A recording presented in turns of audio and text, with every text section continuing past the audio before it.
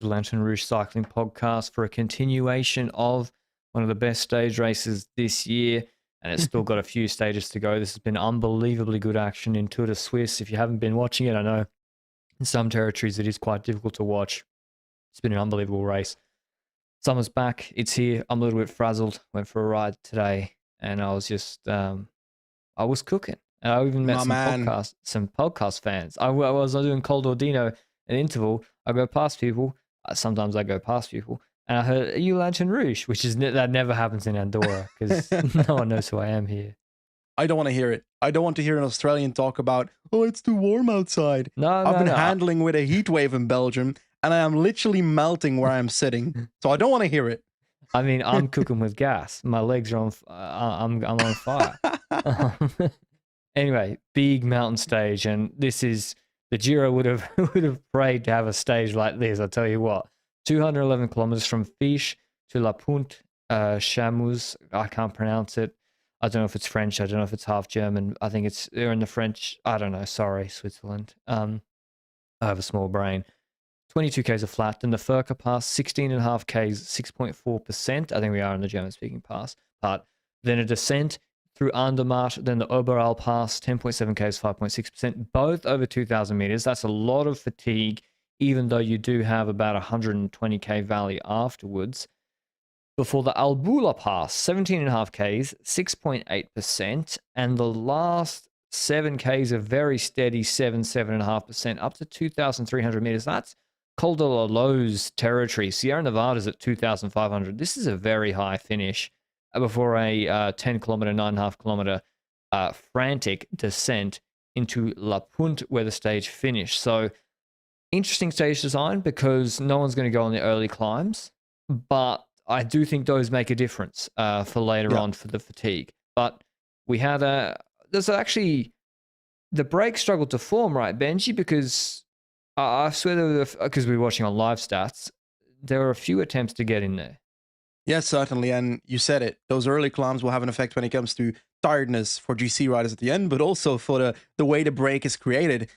So many people want to get in a breakaway on a stage that have an uphill start and that could lead to a breakaway victory, that you've got this massive group forming every now and then. And it was kind of two massive groups this time around that eventually led to the breakaway that we had today. And so many riders were involved. I'm going to name you a few because there's no way I'm going to go through 30 names at the moment. Higuita was in there. Van Aert was in there. Lascano, the man that climbed yesterday, unlike a ruler, like an actual climber. Paul is in there. The likes of Hirschi was in there. Stefan Küng, Simmons, Tiberi. Then I look at the second group that was trying to join that first group on the first climb. Kwiatkowski on 6 minutes in GC. I like that. I like seeing Ineos try something with a rider that is not their leader in a stage. And freeing Kwiat, we've asked for it for years. Sometimes it has occurred, but I wanted to see it this time around. The likes of Mauro Schmidt and Asgreen. So Quickstep really trying to put riders up there as well. Rui Costa as well in this group. And that's basically the most important names. I probably forgot a few, but there's so many names I can't name them all. Anyway, these two groups, they kind of form one breakaway, but not every single rider of this group gets in that final breakaway. Most of the names I just named actually end up being in that breakaway, and we see that over the top of that first climb, but mainly once we go on to the Oberalp Pass, I think the names of the second climb, which was more the, I don't know how you say this in English. We say this as dividing the sheep from the lions or something. Excuse me? That's some kind of expression where the stronger breakaway riders end up surviving that second climb at the start of the stage. And then we get the actual wheat from the chaff. I have my own farmer's metaphor, separating the wheat from the chaff. Okay. Yeah. I'll accept it. I'll allow the cream rises to the top. Yeah, we could do this exactly. I made it a lot harder than it was, eh? But when it comes to the eventual breakaway, I was interested. I was like, ooh, Van Aert in the breakaway in the mountain stage. I get immediate flashbacks. Move on to, oh my god, it's happening again. So at the start of the stage, I was dead set. Van Aert is going to destroy everybody here. But then I thought for a second, and I thought about the sprint he did recently and the other stage, and I was like, he doesn't look in best form yet. So there was a chance that other people would win this stage. Quinn Simmons I was curious about because I feel like last year, I recall him losing a Swiss stage in a mountain against Denz, Nico Denz. the enemy, yeah. The enemy. Why is he your enemy again? I forgot. You know why. No, I actually forgot. Oh, Berwick. Yeah. He killed Berwick? He killed him? Yeah. But anyway, I'm going to bring us to where stuff starts happening. Simmons attacks in the valley. A group gets created with the likes of Paulus, Kuhn, Costa, Bernard, Lascano, Sobrero, Simmons, Hull, Tiberi, Higuita, and Gogol. And then we've got a massive gap on Izagirre because Izagirre missed out. Lascano made it to the front group. Izagirre missed out. Which, on paper, you'd say this is normal, eh? In a valley that the rulers try to attack the climbers, but... and also attack Izagirre specifically because there's they could be thinking, you're on 4 minutes. We don't want to give any additional excuse to the GC teams to chase us harder than they need to. Yeah. So Gorka, can you fuck off, please?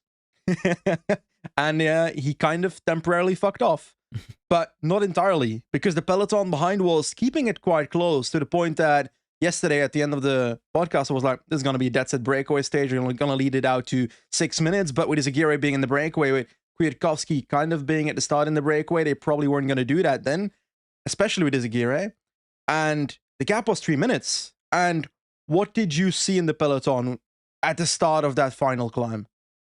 Not much, to be honest. Yeah. Remco doesn't have to do anything. If the group rolls over at the finish in La Punt 50 deep, Remco's absolutely fine with that because he'll back himself in the time trial on Sunday. So Quickstep aren't going to light it up. They're going to crawl. DSM, I really didn't.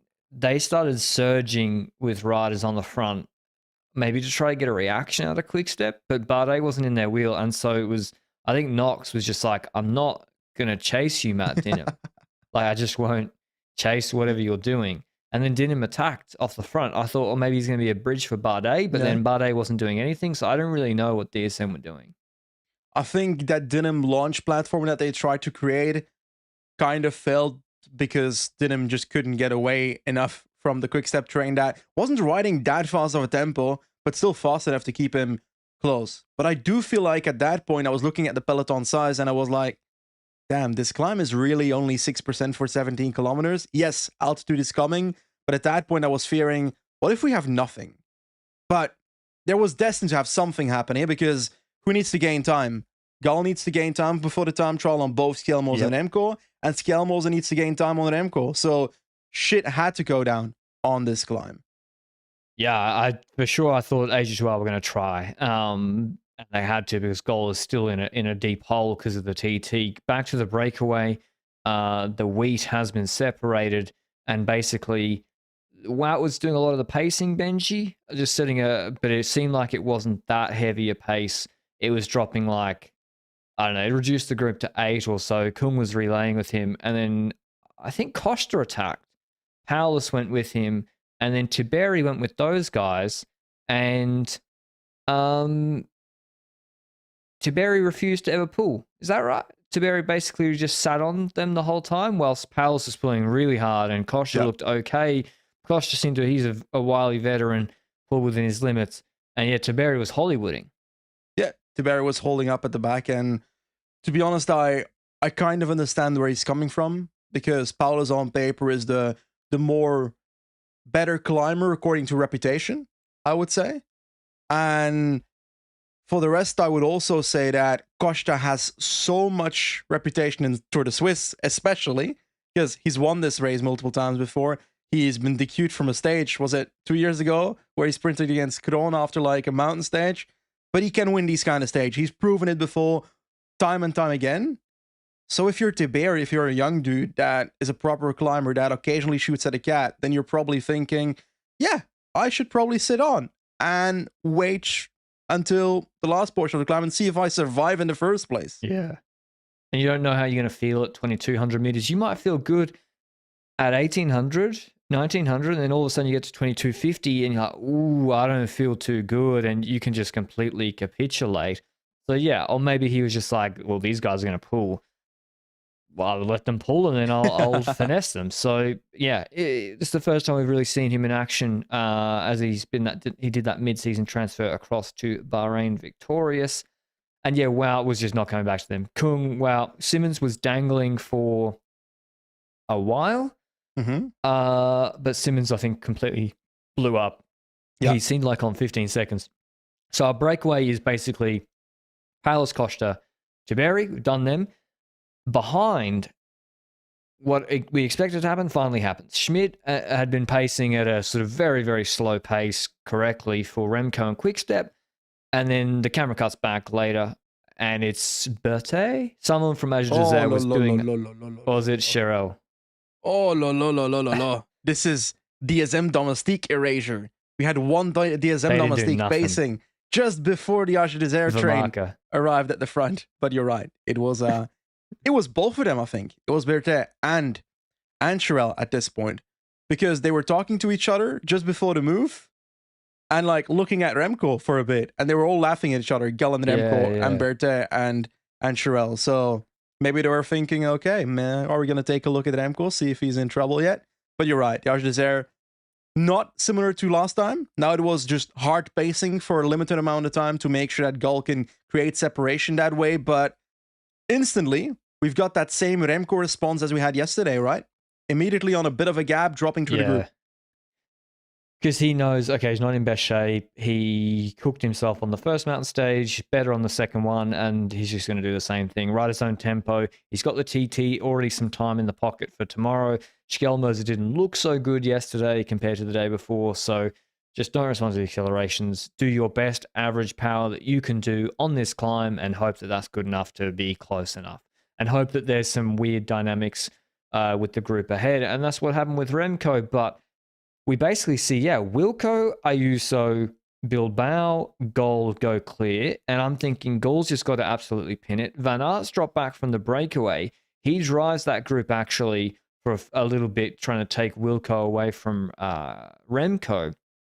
And then all of a sudden, there's just this monster Ayuso attack out of nowhere. He's been struggling in this race. Really bad the first mountain stage. I think okay yesterday. And he just whacks it. And I'm like, if he continues at this pace, like no one's going back to him. Especially as Gold looked a little bit like after his attack, a little bit on the limit. Wilco and Bilbao probably a little bit stronger than him. Schjelmoser's dropped. And then there wasn't too much camera work, Benji, but I think there was then a group of Schjelmoser, Sheffield, somebody, Uran, and they dropped Remco. And Remco was also just off the back a little bit, not very far off the back of that group. But Ayuso, out of nowhere, stomping. I love it. I love seeing this because obviously I'm trying to also look forward to the Vuelta and to know that UAE is throwing everything at it when it comes to Ayuso for the Vuelta, having had the injuries that he's had this season, building up towards Romandy, Swiss, TT win at Romandy. But outside of that, I'm not 100% sure I was 100% confident after Romandy when it comes to Ayuso. And when it comes to the mountain stage we had so far, I also wasn't when it comes to Ayuso. So yesterday was not good from Ayuso, but somehow he was able to stick himself still on a manageable gap in GC, which was 118. And when he attacks today, and he does that to the point where he initially creates that serious separation, bridges to the breakaway. The three riders we said earlier, Paulus exploded already in that breakaway, dropping from those two riders, Costa and Tiberi. Ayuso gets to them, attacks them again, but the gap is suddenly huge because on one end, Kel and one end, Gull are probably pushing themselves a bit, but they're also with 2-3, and I feel like there was a combination of not being as good as Ayuso combined with some Group 2 syndrome, no? Nah, I just think they didn't have it. Really? Yeah, I think Ayuso just better because the gap, it's not like he went and just held 10 seconds, 15 seconds. Like he ripped it open to make it nearly a minute. Like that is you're just way better than these guys. And listen, I was talking to people yesterday, other pros, I was trying to figure out because I knew like it wasn't his knee that was the problem. He actually had a foot issue this season. And you'll see that in the celebration where he was, he had like a really big bunion on his foot, really painful. And they couldn't sort it for a long time. And I think it's been sorted now, but he hasn't been training. And so I thought I would have thought with lower training volume than normal, he would have been really good on the first mountain stage, which was basically a UAE tour style mountain stage. and then this hugely attritional beast of a stage, he'd struggle because he'd have no engine, right? But it's the reverse. So I just don't know. I don't understand. I don't know. I'm not as can't see his training peaks, obviously, but it's excellent to see because it's been very exciting to see his development. And I was worried that injury could linger. And listen, he's not out of the woods completely yet, maybe, but this is a very, very good sign. He gets to the top, I'd say, a minute ahead of Goal, Wilco, and Bilbao. Bardet's been dropped by that group. And you said he went past and screened past Tiberi and Costa, right? What? Sorry? Ayuso screamed past Yeah. Tiberi and Costa. Like, it's not even just catching up and then being strong. It was like catching up and then Tiberi couldn't hold the tempo in like 15 seconds and was gone. Yeah. Costa was already also having some trouble. Tiberi was both. They were both not in great shape anymore. They've been in the break for the entire day. Yeah. But having Yuzo fly past them must be so demoralizing because we're talking about 2K from the top of the climb, 2 kilometers later, being ahead, and they can sprint for the victory as long as they can stay with someone. Costa would, against the Yuzo though, if a Yuzo caught up. No, not against. I mean, if Ayuso doesn't exist, Costa would have beaten Tiberi easily. He dropped him on the descent. But against Ayuso, that's a tricky one because Ayuso's got to ride for GC, but he's got a big kick. That's an interesting hypothetical that would have been interesting to see. Anyway, here's the groups. Ayuso, now then a 58-second, maybe 1 minute gap to Wilco, Bilbao, and who else was there? Goal, as I said. Goal. Further back, now group 4 maybe if you count Tiberi and Costa ahead, is a group of Skjelmoser, Ice Cool, Uran, Sheffield has actually dropped Remco. Then another group just behind across the top, Remco with, I don't know, random Dylan people. Turns? Yeah, Dylan Turns and Kjan Uterbrooks as well. So it was all over. We had no time gaps to Remco group, but we saw Remco wasn't a million miles back. So GC was still very much in play on this descent with Ayuso taking time. He's only on 118. With Skjelmoser wanting to take more time on Remco. With Goal, his GC kind of died. And Remco trying to save time before the TT tomorrow. Now this descent. Well, his potential victory died, I would say. Goal. In GC, his victory died. Yeah. The man can still top 5 this race. Yeah. But when he first attacked, I was like, if he drops Skjelmoser and Remco here, because it was 5-7Ks from the finish, they could lose a lot of time, but that didn't happen. The descent, very, very fast at the top for the first part, and then becomes gradually more technical. And by very fast, I mean these are big Swiss roads at high altitude. We're talking 100 kph plus that these guys are doing. Then it gets more technical. Ayuso is an excellent descender. He's full threat of death. We saw that in the Romandy. Did he win the Romandy TT? Yeah, he did. Shockingly. On the descent, right? Yes, on the descent. You're right. Yeah. So he's a madman. It's also... Yeah, go on. That's exactly what I was going to say. Full threat of death. Like, he's that daring descender with enough technique to be able to show himself off like this. It's not like Pidcock where the technique is nearly perfection. But when it comes to Ayuso, it's there are a few corners like an S corner where he goes so fast into the first part of the S corner that his line in the second part is actually dangerous, but he managed to hold upright. But he goes like he's going 103 kilometers per hour on the straights, which is batshit crazy. Let's be honest about that. That is insane. I'm never gonna go 100k on a descent. I will never want to try. Actually, you're crazy. Danarkolis. I will never. I don't even want to talk about how fast I went down Cold Ordino when I climbed up it. but this is the straight fast bits. I'm not. This is probably the only bit I'm like Remco. Remco's fine on those bits. Yeah. In fact, Remco was coming back to the group ahead. Skjelmoser was coming back to Bilbao. Now I thought there is an advantage to have a group even on these sort of high-speed descents. Drafting actually does help a lot. Bilbao, Wilco lets him through, and he was on the front pinning it. But then we get into the switchbacks, the corners. There's some S-bends, some really tight ones. And this is where you really see, if you're in the pro peloton, almost all of them are going to ride 100 kph in a straight line. They don't care. That's fine. The difference you now see is who can corner at 50 versus wanting to go down to 40 in a hairpin. And we really see Schelmo's outstanding descent. He comes back to Bilbao, which I didn't think was possible, actually. And maybe Bilbao didn't want to push full with Wilco and Co in the wheel. Mhm. He comes back to them. Remco, Tiberi's dropped by Costa. Tiberi's then dropped by the goal group, which is expanded. Remco's been dropped on the descent once it gets technical. And you see a couple of shots from behind of his lines. And I said this before. I already said this. As before the Giro as well. In a straight line, Remco is happy to go fast. He did it in the Vuelta last year on non-technical highway roads, fast. But then you see his line compared to the others. There's a switchback and then into another hairpin. And he just like basically goes straight and locks it. And the others are like going full to the outside and actually using the whole width of the road. And he gets dropped on the descent by everybody pretty much, except for Kian maybe, or Turns. I can't remember. So that's another point of he's going to need to work on that in the off season, I think, because it's a weakness everybody knows now. It's obvious. But yeah, Schelmo's a Benji, ice in his veins. But we should probably go back to Ayuso. Ayuso just rides away with the stage, like unbelievable. But to hold on to a 54-second gap. Bilbao attacked at the end, and Schelmoza came second with Bilbao ahead of Uran. Bardet came back on the descent. Kelderman in that group. Costa was basically there.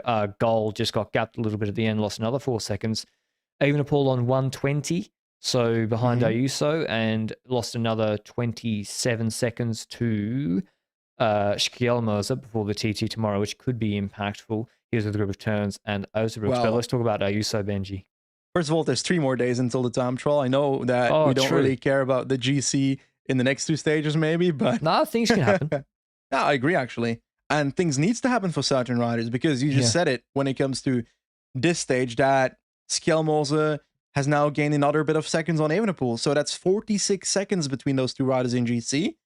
And if I take a look at the first time trial, we see that Remco had taken 13 seconds in 13 kilometers, while the last time trial is 26. Yeah, you obviously can't just copy paste the time from the first ET to the second and do it times 2, but for the sakes of the argument, it's gonna be roughly around 30 seconds is what roughly Remco can take on Schelmoza if he's in similar form as the first time trial, is what I would say. If Remco's in good form, he usually takes more. But in stage 1 form, roughly 30 seconds, and 46 seconds is now the gap in GC. So I'm like, that's but I think longer is better for him. On paper, yes. Yeah, like I think it will exponentially be a little bit more time gap, but 46 seconds is not just a guaranteed he's going to make that up. It's a Hillier TT as well, I think the final one. But yeah, GC is really finely balanced in this race right now. But yeah, Ayuso, unbelievable performance for UAE. He doesn't take the leader's jersey. His celebration, he was very, very pumped. He actually unclipped his right foot and pointed at that right foot across the finish line. He actually maybe handed a couple of seconds back, not knowing how close he was on GC. And should they send to the Tour, Benji? You don't know Poggy's condition. I would love that. But to be honest, based on the climbing that we've seen yesterday, the inconsistency is there. And then I would rather see them go all out with a full-on preparation to the Vuelta and have him at his best there and focus on the riders. He can win the Vuelta, 100%. He podiumed it last year with COVID in his veins, so he can do it without COVID. Anyway, I do want to say, Ayuso is now on 18 seconds in GC. I'll let you go through it in a second, but do you feel like you expect Ayuso to attack in the next 2 stages, knowing that he's not a shit this time trialist? He was 10th in the initial time trial, but he's still losing time to Schelmoza and Evenepoel in that time trial. So either he needs to step up when it comes to his time trial and next time trial and suddenly do his best time trial of his life, or he needs to attack in the next 2 days. He needs more time. He needs more time. And if he feels good, he has to attack. That's just pretty basic rule that I believe in, is that if you feel really good, you should attack if you need to gain time. So I think he does need to gain time because, okay, his TT is good, but if you really want to win this race, you can't guarantee that you'll only lose 28 seconds to Remco or less than 28 seconds to Remco in the TT. But he's right up there. And if I had to bet on someone on a longer TT like that, I think he'll beat Skelmoser in that TT. So, yeah, it's really, really close. Here's the revised G. Yeah, so Skelmoser leading GC again. Gol loses time. So Skelmoser took 4 bonies and took 4 seconds on Gol. No, 6 bonies. So he took 10 seconds just in that finish, Benji. Yes. Gol's in the group with him off the descent. And because he played it right at the finish, wow, that's really interesting. Good, well played by Skelmoser. He goes back into GC lead, 8 seconds out of Gol. Ayuso 118. Evenepoel drops down 1 on 46 seconds. Bilbao 57 seconds. Kelderman 116. Bardet 129. Uran 154. Uiterbrooks 157. Turns 3 minutes. So really, I see. So Kelderman, Bardet, their TTs have been bad, and Uran's too far, and Khan's TT is bad. Bilbao's TT also isn't really better than Evenepoel or Skelmoser, but he could beat Gol. So the whole podium could completely change. Gol could fall from second to 7th or 8th almost if he doesn't gain more time. Like worst case, Ayuso can win, Skelmoser can win, Evenepoel can win. I don't really see how Bilbao can win or anyone else, but still, unbelievable race so far. And yeah, it's just that. Yeah. On this ascent, we haven't spoken about it yet, but I've been scouring the internet a bit to figure out what the consequences are. But Sheffield crashed in the descent, and it was apparently a pretty horrible crash, according to Skelmoser, who spoke about it after the stage in his interview. He went over the bars and basically crashed in a high-speed descent. Now, Danish TV has said that he's on his way to the hospital, and that considering the circumstances, he's relatively okay. I don't know what that means. I don't want to run forward on the facts either, so let's hope the guy is okay, but I'd say Sheffield would have won the time trial. Final TT. Am I crazy? No, he's climbing unbelievably well. So I think, it's Koen probably. Or Wout van Aert or Remco. But he would have competed for the top 3. So he crashed on the descent, Sheffield, but he's being taken to hospital. Yeah. So, and it could have been worse. So we were really worried doing the podcast. So I had Luke and everyone scanning Twitter, etc., because Skelmoser said it was a big drop off there if he went. He didn't see if he went over the railing. So that was really scary. I just saw Lilian Carmaja, I think, tweeted about Gino Mader, like thoughts and best wishes to Gino Mader. Let's stay safe. So I don't know if Mader also crashed on the descent. It was a high speed descent with some technical sections. So hopefully everyone's okay. Thank God it was dry. But yeah, guys were pushing full gas. I don't know if Gino would have been though, but anyway, I hope he's okay. Yeah, you automatically go fast regardless of whether you're pushing, to the point that one small mistake, one small road surface that is not completely smooth can make you scour to the end of the road. And hopefully Mader's okay. Also saw that Evenepoel commented on the descent being quite treacherous and that they probably should think about that. Now, he also got dropped on the descent. Yeah, he got dropped on the descent, but hey, let's hope the riders that crashed have no consequences. As simple as that. Mader, Sheffield, whoever crashed needs to be on the road as soon as possible after this, in my opinion. Tomorrow's stage from La Punt, so no transfer for the boys today. They'll be happy with that. They do, but they to Auberville Lieli. It is a medium mountain stage and they do the Albula Pass on the side they just descended. So they just reversed the climb they did. They do 9K 7% from neutral. That is disgusting. And then they do the descent of the climb they did today, long, badder, really, if you include the false flat downhill at the end, like a 28K descent. Then they do the lens climb, 7.5K, 7.5%. That's a really hard start to this stage, with also a false flat, sort of a false summit uphill. Then it goes into, that's the big climbing done. Then it's a flat valley for about 50Ks. Then the Karenzerberg, 6Ks, 4.5%. Another flat valley. Now we start a collection of punchy climbs, which are around on the way to the finish. 2.5Ks, 9.8%, the Schwandestrasse climb, then more rolling up and down, up and down, up and down, 2 intermediate sprints, and then here's 3 climb combinations. 700 meters 9% descent, 1.4k is 8.3% descent, 2.5k 6.7%, and I think it's going to kick. I think it's going to kick off. I think it's going to be GC action. I think so as well. But my man, what's up with Tour of Switzerland, Tour de Suisse, putting random hikes to high altitude in random stages left and right? How are we starting at high altitude in this stage for a punchy finish? I love it. It's because they're doing no transfer. They're starting where they finished today. How fucking funny. But the benefit is that it once again starts with a 9k uphill, like you mentioned. Do you reckon that the break has a chance here? Because who is going to control a stage like this? Jumbo for Wout.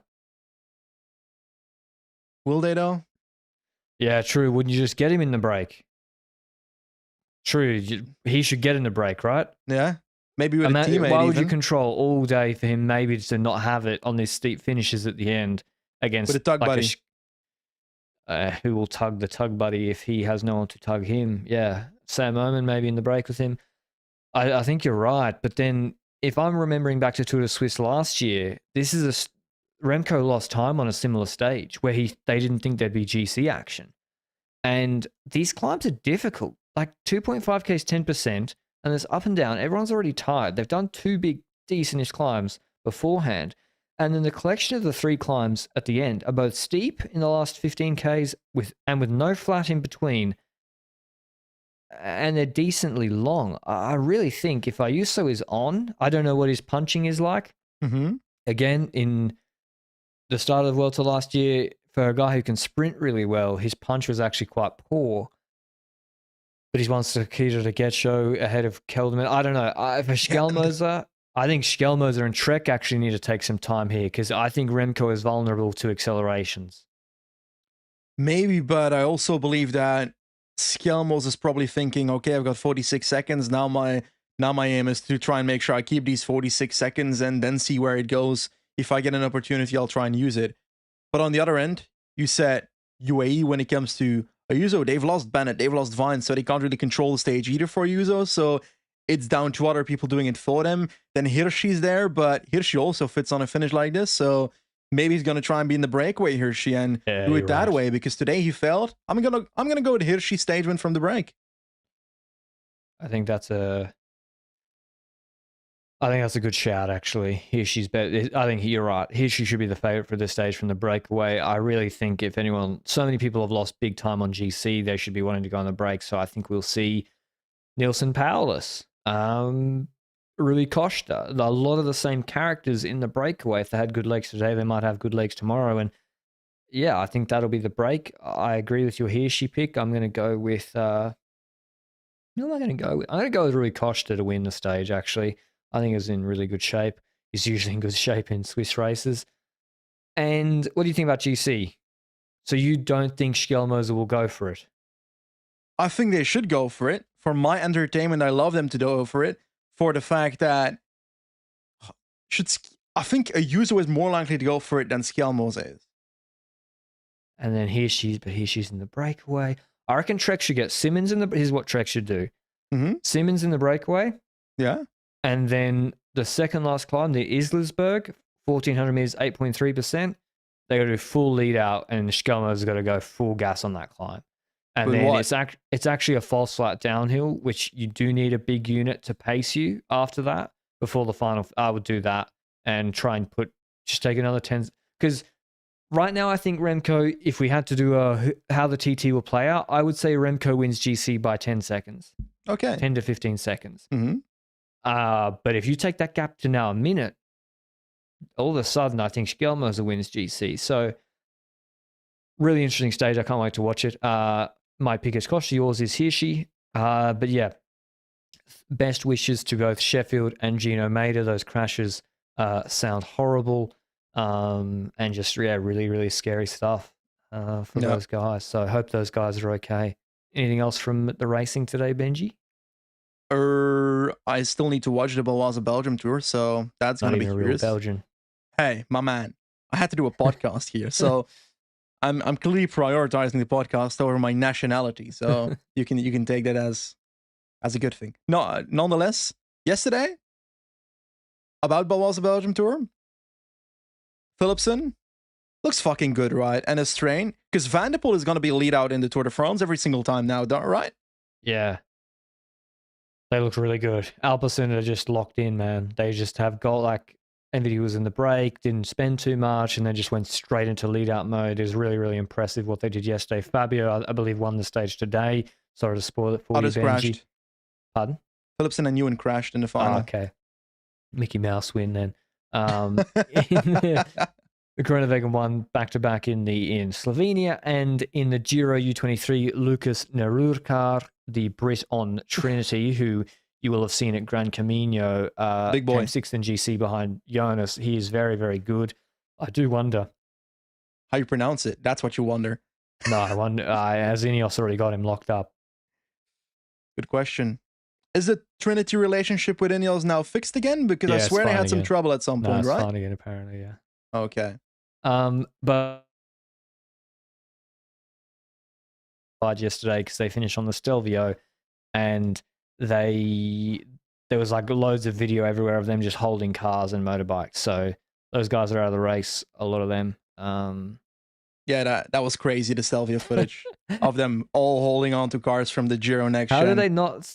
It was one of those things where two people started doing it, no commissaire said stop, and then they all just thought it's fine, because there were people obviously just filming them holding the car the whole way up. Yeah, bizarre. Brilliant. Anyway, let's hope you remember the actual sportive side of the Giro next gen as well. Stan Mitchell won the stage. Yeah, he's on Jumbo World Tour team next year. Yeah, or is he on it now? Where's Lamperti going? Because I swear he won the sprint, right? 2 days ago? Ineos, I reckon. Ooh. I reckon he'll go to Ineos. Okay. They need a sprinter, dude. They have 4 World Tour wins. My man, did you not see Viviani losing the race today? Which race? Route d'Occitanie or something. I don't remember which. I think it was Route d'Occitanie, and he lost the sprint. He was in terrible position. Then he moved to the right side of the road, and he was like blocked in because one rider was in front of him, one on his left. Then he shouldered the rider on his left to the left twice or 3 times to try and basically he did a Groenewegen on Govekar and ended up second anyway. I think he might have been relegated. Has he? Deservedly. Yeah. Did you say he came second on the road? Yeah. Yeah, on PCS, he's the last of the group. So he got relegated. Get fucked. Without us even saying anything. Kudos to that commissaire. Yeah, exactly. Okay, fair enough. Maren van den Berg won that. But yeah, I think, would you take Lamperti or Vernon? I would take Lamperti. He's a bit, because like Vernon to me, he's a good rider.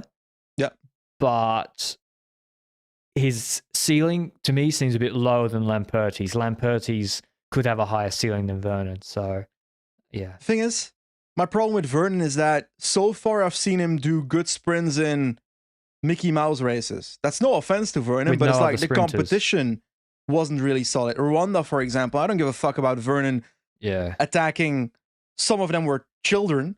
Mulebrand, for example, on the bike, he's a good rider. He's a fucking good rider, but he's not a sprinter. He's like a versatile rider, like Tesfatsion is, for example. So if Vernon is fighting those type of riders in a sprint, it's obvious that he wins.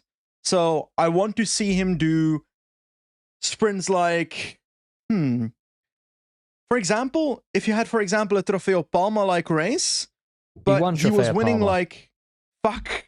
But he literally won it this season. Fuck, he beat Vinny. Fuck.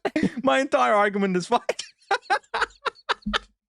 I mean, yeah, but they're